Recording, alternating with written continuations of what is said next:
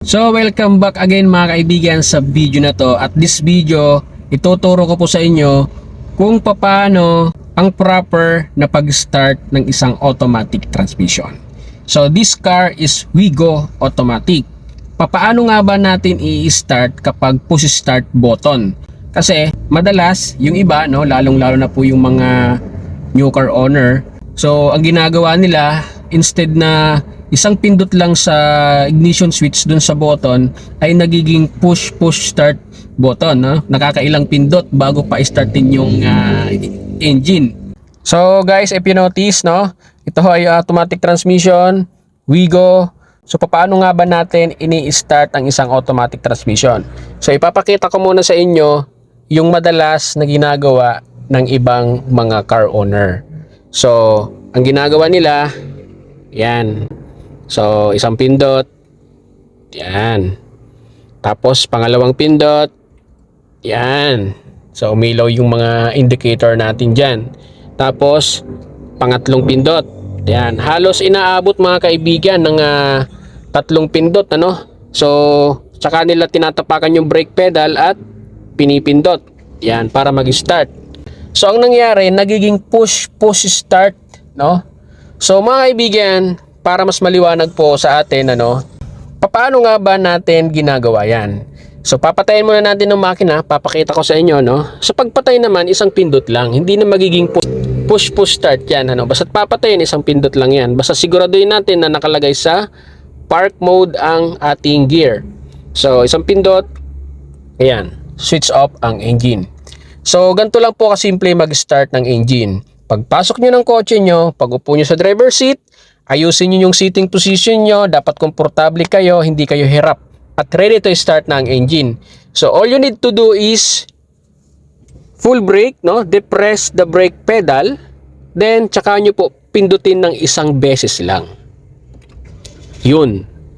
Ayan po, nakita natin, nag-start na yung engine.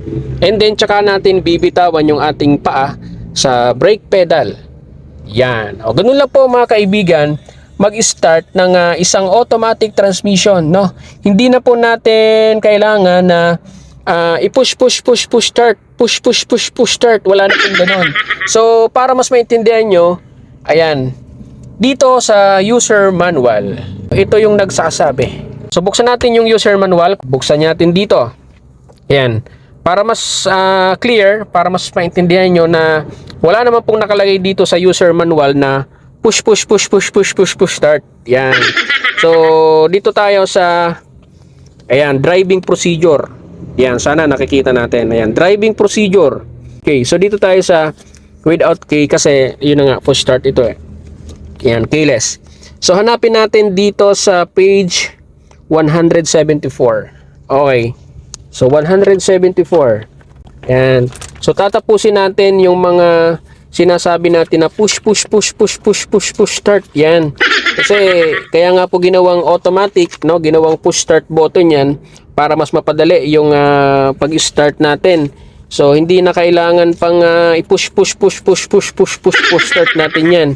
So ito, para mas maniwala po tayo na baka mamaya isipin nyo nagsisinungaling tayo, no, gumagawa lang tayo ng mga video. So ito, page 74. Alright. Yan, 174. From 174 to 178. Yan. Okay. Procedure to start the engine. Yan. Okay. Actually, nandito tayo sa number 5. Oh, eto na po. Sinasabi dito. Keep depressing the brake pedal until the engine has started running. Yan. Ganun lang ho. So ito po yung pinakang visual, yan, oh. Yan.